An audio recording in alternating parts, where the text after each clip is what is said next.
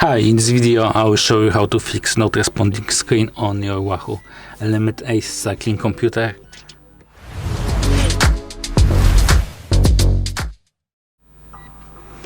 If your touchscreen is not responsive, the most probable reason is that your touchscreen is locked, and to unlock it we need to start by opening settings. We need to go to the device settings screen by pressing this button, and there you need to press unlock to unlock screen, and now you can use your touchscreen again. Thank you for watching. If you like this video, subscribe to our channel and give us a like.